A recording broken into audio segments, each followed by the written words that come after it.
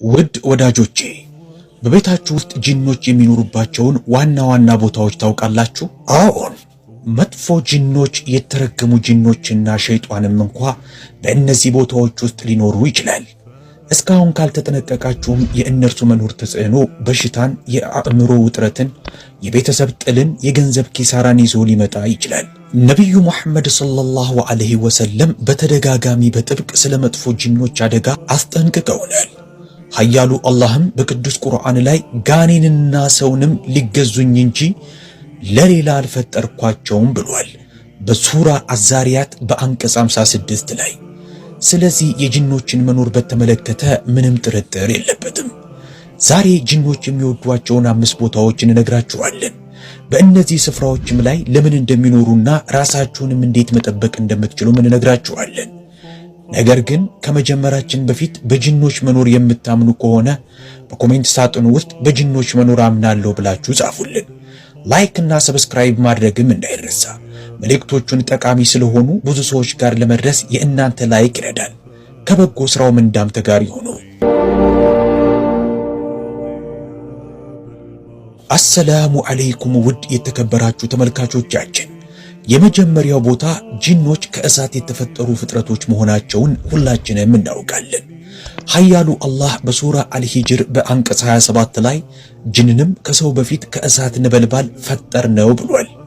ስለዚህ አስቡት፣ አንድ ነገር ከእሳት ከተፈጠረ ከእሳት አጠገብ መኖር አይመቸውም? አዎን ይመቸዋል። ኩሽና፣ ምድጃዎች፣ ስቶቭ፣ ቡታጋዞችና የጋዝ ነበልባሎች የጂኖች ተወዳጅ ስፍራዎች ናቸው። ረሱላህ ሰለላሁ ዐለይሂ ወሰለም እንዳሉት በራችሁን በምሽት ስትዘጉ የምግብና የውሃ መያዣችሁን ሸፍኑ፣ ኩራዞቻችሁንም አጥፉ ብለዋል። ሰሂህ ቡኻሪ ቁጥር 5624። ይህ ሐዲስ በምሽት እሳትን ወይም ማብራትን ሳያጠፉ ማደር የጂንንና የሸይጣንን ተጽዕኖ እንዲኖር ሊያደርግ እንደሚችል ያሳያል። ስለዚህ እስቶቫችሁን ከመለኮሳችሁ ወይም እሳት ከማንደዳችሁ በፊት ቢስሚላህ በሉ። እናም ማዕድ ቤቱን ስታጸዱ ጨዋማ ውሃ እየረጫችሁ ሱራ ፋቲሃን ቅሩ። ከመምሸቱም በፊት የማዕድ ቤቱን ወይም የኩሽናውን በር ዝጉ። የሚያግዟችሁ የቤት ሰራተኞችም ካሉ ሲያጸዱ ቢስሚላህ ማለታቸውን መመሪያ ስጡ። ሁለተኛው ቦታ ቤታችንን ለማሳመር ብዙዎቻችን ቆንጆ ስዕሎችን፣ ካርቱኖችን፣ የእንስሳት ምስሎችን ወይም ፈገግ ያሉ ሴቶችን የያዙ ፍሬሞችን በቤት ግድግዳዎቻችን ላይ እንሰቅላለን። የሜካፕ መያዣዎች፣ የሻምፑ ጠርሙሶቻችንና የልጆች መጫወቻዎቻችን ብዙውን ጊዜ የሰው ፊት በላያቸው ላይ ያለባቸው ናቸው። በእነዚህ ሳቢያ መላእክቶች ወደ ቤት አይገቡም። ረሱላህ ሰለላሁ ዐለይሂ ወሰለም የውሻም ይሁን የሌሎች እንስሳቶች ስዕል ያለበት ቤት የእዝነት መላእክቶች አይገቡም ብለዋል። ሰሂህ ቡኻሪ 5939 ላይ። ለምን ይህ ሆነ? ምክንያቱም ፊትን የሚያሳዩ ስዕሎች ጂኖችን ስለሚስቡ ነው። ቤቱ ሊኖርበት የሚችል እንደሆነ እንዲያስቡ ስለሚያደርጋቸው ነው። በዚህም መላእክቶች ከዛ ቤት ርቀው ይሄዳሉ። ስለዚህ የእንስሳቶችን ወይም የሰው ፊቶችን የሚያሳዩ ምስሎችን ወይም ስዕሎችን በቤታችሁ ላይ አትስቀሉ። የሜካፕ መያዣ ሳጥናችሁን ወይም የሻምፑ ጠርሙሶቻችሁን በላያቸው ላይ የሴቶች ስዕሎች ካሉባቸው ሸፍኗቸው። ከተጠቀማችሁባቸው በኋላም የልጆቹን መጫወቻ አሸንጓሊቶችንም ሸፍኗቸው። ልጆች ሲተኙም በምሽት የፊት ምልክት ያለባቸውን አሸንጓሊቶች ካጠገባቸው አብራችሁ አታስተኙ ወይም ካጠገባቸው አርቁ። በጥንቃቄ አስቡ። ፈገግ ያለች ሕፃን ልጅ ፎቶ ወይም ስዕል በቤታችሁ ግድግዳ ላይ ተሰቅሎ እናንተ ልትዘነጉት ትችላላችሁ። ግን ጂኖቹ፣ ጋኔኖቹና ሸይጣኖቹ አይዘነጓትም፣ አይረሱም። ስሜትን ለሚያንጸባርቁ ምስሎች ይሳባሉ። የዚህ አይነት ምስሎች የቤቱን ድባብ ከባድና ረፍት የለሽ እንዲሆን ያደርጉታል። ከዛሬ ጀምሮ ቤታችሁን የመላእክቶች እንጂ የጂኖች መኖሪያ ላለማድረግ ቁረጡ። ቤታችሁ ውስጥ የዚህ አይነት ነገር ካለ አሁኑኑ አጣሩ። ካለም አስወግዱትና የእዝነት በርን ክፈቱ። ሶስተኛው ቦታ ረሱላህ ሰለላሁ ዐለይሂ ወሰለም እንዳሉት ለወንድ አንድ አንሶላ፣ ለሴቷ አንድ አንሶላ፣ ለእንግዳው አንድ አንሶላ፣ አራተኛው ለሸይጣን ነው። የዚህ አይነት አልጋ በቤታችሁ ካለ ማንም የማይተኛበት ትራሱ የሰው ጠረን ካለው አንሶላውም ዘወትር ካልተጸዳ ጂኖች በዛ መኖር ሊጀምሩ ይችላሉ። በመጀመሪያ ምንም ነገር መኖሩን ልብ ላትሉት ትችላላችሁ። ግን ቀስ በቀስ እንቅልፋችሁ መረበሽ ይጀምራል። ልጆች ተኝተው ይጮሃሉ። አንገት መያዝ፣ በተኙ ጊዜ የሆነ ሰው የገፋቸው አይነት ስሜት መሰማት ሊሰማችሁ ይችላል። ዶክተር ታማክራላችሁ፣ ግን ችግሩ አይለቃችሁም። ምክንያቱም ጉዳዩ ያለው ከሰውነታችሁ ጋር አይደለም። በቤታችሁ ጥግ ላይ ጂን አለ፣ እናንተም አላወቃችሁም። ስለዚህ የማትጠቀሙበትን አልጋ አጥፋችሁ አስቀምጡት። አንሶላዎቹንና ትራሶቹንም ዘወትር ለፀሐይ ብርሃን አጋልጡ። አቧራዎቹንም አጽዷቸው። አልጋውን ስታነጥፉም ሱራ ፋቲሃን ከቀራችሁ በኋላ ልታራግፉት ትችላላችሁ። ረሱል ሰለላሁ ዐለይሂ ወሰለም ለመተኛት ስትሄዱ ከመተኛታችሁ በፊት አልጋውን አራግፉ ብለዋል። አቧራው ብቻ ሳይሆን የሚለቀው ሸይጣኑም ይርቃል ኢንሻአላህ። ቤታችሁን የአላህ እዝነት መኖሪያ እንጂ የሸይጣን ወይም የጂን መኖሪያ እንዲሆን አታድርጉት። አራተኛው ስፍራ በቀን ውስጥ ለምን ያህል ጊዜ ሽንት ቤት ትገባላችሁ? 3 ጊዜ፣ 5 ጊዜ፣ 10 ጊዜ?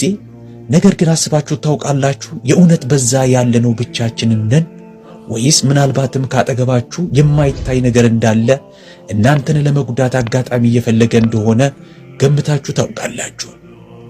ረሱል ሰለላሁ ዐለይሂ ወሰለም በእርግጥም ሽንት ቤት የጂኖችና የሸይጣኖች መኖሪያ ነው ብለዋል። ስለዚህ ማንም ሰው ወደ ሽንት ቤት ከመግባቱ በፊት ቢስሚላሂ አላሁመ ኢኒ አዑዙ ቢከ ሚነል ኹቡሲ ወልሐባኢስ ማለት አለበት። እዚህ ጋር ኹቡሲ የሚለው አገላለጽ ወንድ ጂንንና ሸይጣንን ለመግለጽ የዋለ ቃል ሲሆን ሐባኢስ የሚለው ደግሞ ሴት ጂንንና መጥፎ መናፍስቶችን ለመግለጽ የሚውል ቃል ነው። ይህ ልቦለዳዊ ድርሰት ሳይሆን በትክክለኛ ሐዲሶች የተረጋገጠ ሐቅ ነው። መታጠቢያ ቤት ወይም ሽንት ቤት ጉድፍ፣ ቆሻሻና መጥፎ ጠረን ያለበት ቦታ ለመጥፎ ጂኖች መኖሪያ ተመራጭ ቦታ ነው። ሌላኛው የተሳሳተው ልማድ ሙሉ በሙሉ እርቃን ሆኖ ገላ መታጠብ ነው። ይህም ለጂኖች ለመመልከት እድል ይሰጣቸዋል። ይህም ለወንዶችም ለሴቶችም አደገኛ ነው። ረሱል ሰለላሁ ዐለይሂ ወሰለም አላህ ጨዋነትን ይወዳል ብለዋል። ስትታጠቡ ሀፍረተ ገላችሁን ለመሸፈን ሞክሩ። መወሰድ ያለበት ተግባር፣ ወደ መታጠቢያ ቤት ከመግባታችሁ በፊት ይህንን ዱዓ በሉ። ጉፍራነከ አልሐምዱሊላሂ ለዚ አሃባ። ስትወጡም ገላችሁን ለመሸፈን ቢያንስ በመታጠቢያ ቤት ውስጥ ልብስ ልበሱ። መታጠቢያ ቤቱን ጽዱ አድርጉት። ቆሻሻዎችን አስወግዱ። ቆሻሻ የሸይጣን ወንድም ነው። ስትወጡም መጀመሪያ በቀኝ እግራችሁ ከዛም ግራ እግራችሁን አስከትላችሁ እጡ። አምስተኛው ስፍራ ለ6 ወራቶች ያህል ሳይለበስ ሳይነካ በቁም ሳጥናችሁ ውስጥ ተሰቅሎ የተቀመጠ ልብስ የሸይጣን መኖሪያ ሊሆን እንደሚችል ታውቃላችሁ? ሳይለበሱ ለዓመታት የተሰቀሉ በርካታ ልብሶች፣ ቀሚሶች፣ ጀለብያዎች፣ ኮት ወዘተ፣ እነዚህ የተተው ልብሶች ብዙውን ጊዜ የመጥፎ ጂኖች መኖሪያ ናቸው። ረሱል ሰለላሁ ዐለይሂ ወሰለም ልብሳችሁን አጥፋችሁ አስቀምጡ፣ ምክንያቱም ሸይጣን በተሰቀሉ ልብሶች መሃል ሊኖር ይችላል ብለዋል። ምንም እንኳን ይህ ደካማ ሐዲስ ቢሆንም በርካታ ሊቃውንቶችና ጠቢባኖች በገሃድ ይህንን ማስተዋላቸውን ተናግረዋል። መወሰድ ያለበት ተግባር፣ የማትጠቀሟቸውን ልብሶች አጥፋችሁ አስቀምጡ። ቁምሳጥን ውስጥ ሰቅላችሁ አትተውት። መስቀሉ አስፈላጊ ከሆነም አልፎ አልፎ ለማጠብና በፀሐይ ለማድረቅ አውጧቸው። ሙሉ ቁምሳጥኑንም ቢያንስ በዓመት 1 ጊዜ እንኳ አጽዱት። የምትጠራጠሩት ልብስንም ቢስሚላህ ብላችሁ አራግፉት። ሱራ ፋቲሃን ከቀራችሁ በኋላ ልዩ ጥንቃቄ፣ የላብ ጠረን ያለበትና ያልታጠበ ልብስ ለጂኖች ተመራጭ ነው። የሴቶች ስዕል ያለበት ልብስ፣ ካርቱን ወይም ጨዋነት የጎደለው ነገር በላዩ ላይ የታተመበት የትኛውም አልባሳት በሰይጣኖች እይታ ውስጥ የሚገባ ብቻ ሳይሆን ሌሎችን ለመፈታተንም መንገድ ይከፍታል። አስቡት፣ ለወደፊት ተብሎ የሚቀመጥ ልብስ በማይታይ አካል ቢያዝ እንቅልፋችሁን፣ እንቅስቃሴያችሁን፣ የአምልኮ ተግባራችሁን ሳይቀር ተጽዕኖ ሊያደርግበት ሲችል። አዎ ይህ እውነት ነው። የሐዲስና የተጨባጭ ሕይወት ተሞክሮ ነው። ሰይጣን በጣም አታላይ ነው። ጤነኛ ሆናችሁ ሰነፍ ያደርጋችኋል። በተቸገራችሁ ጊዜም ብቻ ወደ አላህ እንድትዞሩ ያደርጋችኋል። ረሱል ሰለላሁ ዐለይሂ ወሰለም እንዲህ አሉ፣ ሰዎች 2 በረከቶችን አያመሰግኑም፣ አንዱ ጤናቸውን፣ ሌላኛው ነፃ ጊዜያቸውን ብለዋል። ቡኻሪ 6412። አስቡት፣ ጤነኛው ሰውነታችሁ፣ ሰላማዊ ቤታችሁና ጤነኛ ልጆቻችሁ